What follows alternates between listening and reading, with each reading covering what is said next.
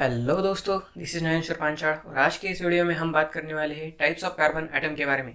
इससे पहले की वीडियो में हमने देखा है इंट्रोडक्शन, क्लासिफिकेशन और some basic concepts of alkane के बारे में। तो आज का हमारा पॉइंट है जो है टाइप्स ऑफ कार्बन एटम को मेनली 4 टाइप्स में डिवाइड किया जाता है, जो है primary carbon atom, secondary carbon atom, tertiary carbon atom और क्वाटरनरी कार्बन एटम। सबसे पहले हम समझ लेते हैं प्राइमरी कार्बन एटम होता क्या है। तो जो कार्बन एटम सिर्फ एक अनदर कार्बन एटम से जुड़ा हुआ होता है उसे कहा जाता है प्राइमरी कार्बन एटम।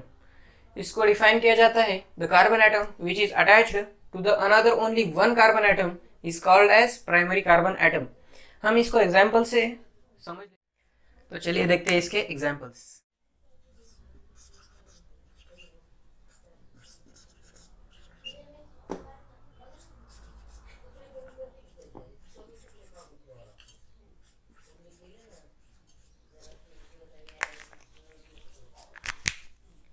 तो चलिए हमने ले लिए 2 examples of primary carbon atom.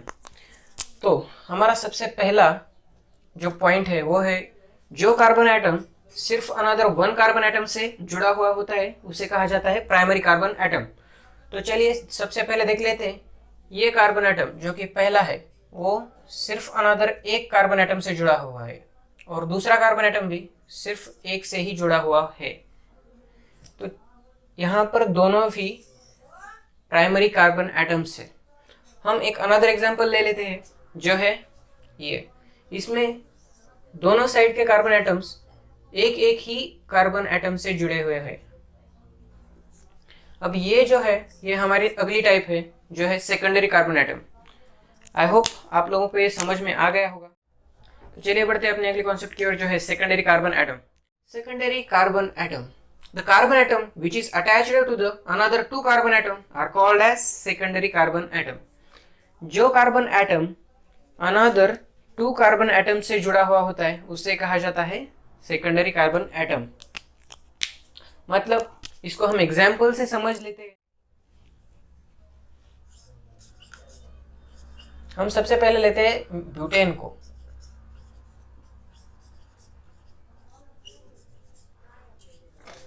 और हमारा अगला एग्जाम्पल होगा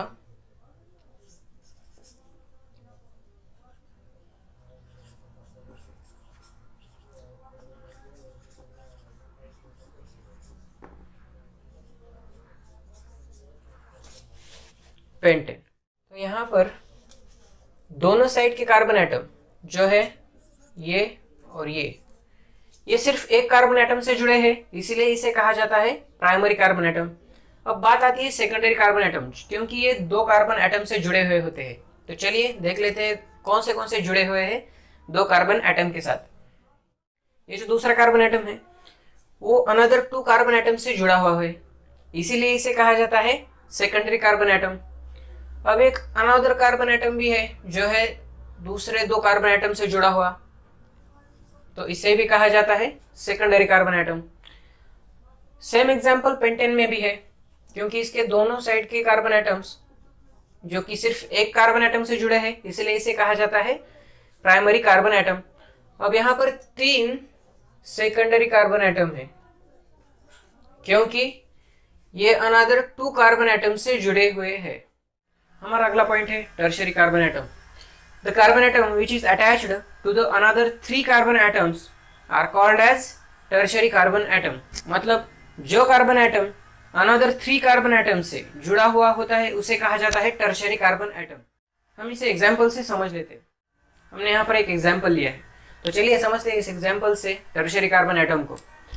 हमारा सबसे पहले पॉइंट आता है जो है जो भी साइड के कार्बन एटम्स प्रेजेंट होते हैं वो होते हैं प्राइमरी कार्बन एटम, क्योंकि वो सिर्फ एक कार्बन एटम से जुड़े हुए होते हैं। यहाँ पर 3 कार्बन एटम है जो है प्राइमरी कार्बन एटम। ये तीनों carbon atom primary carbon atom है।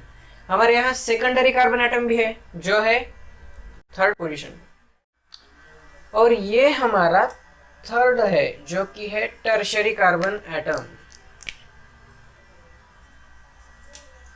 और ये हमारा 3rd कार्बन एटम है जो कि है 3 कार्बन एटम से जुड़ा हुआ, इसीलिए कहा जाता है इसे टर्शियरी कार्बन एटम।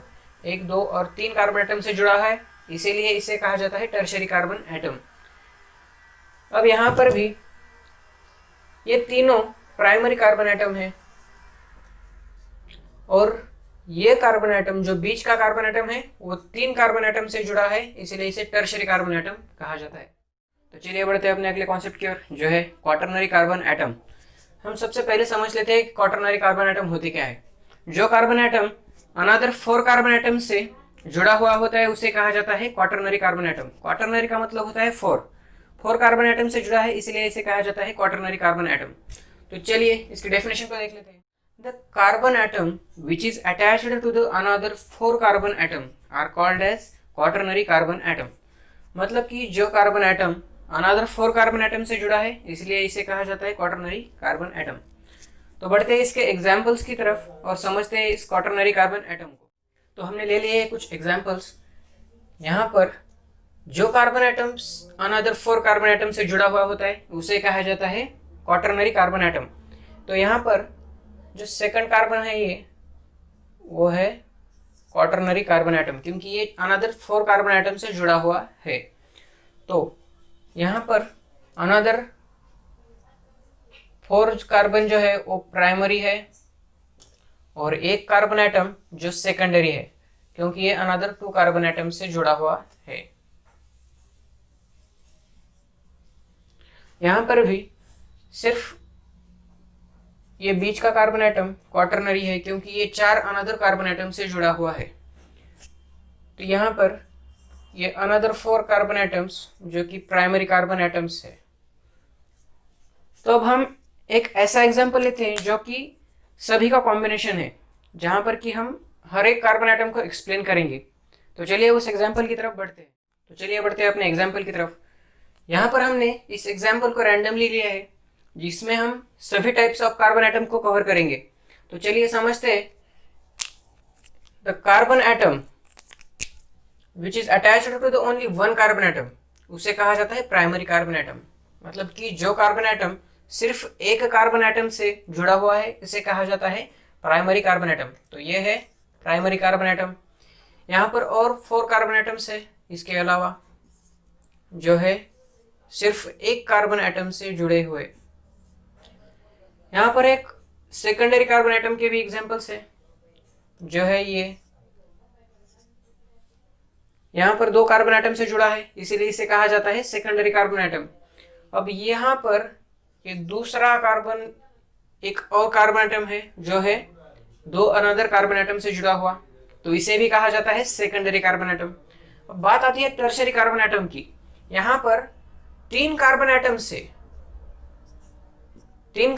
से ये बीच का कार्बन जुड़ा हुआ है, इसीलिए इसे कहा जाता है टर्शियरी कार्बन एटम। और एक जो आखिरी हमारा बचा है वो है क्वाटरनरी कार्बन एटम, क्योंकि ये अनदर 4 कार्बन एटम से जुड़ा हुआ है, इसीलिए इसे कहा जाता है quaternary carbon atom. I hope आप लोगों को ये वीडियो समझ में आ गई होगी। तो मिलते हैं अपने अगली वीडियो में, तब तक के लिए बाय बाय।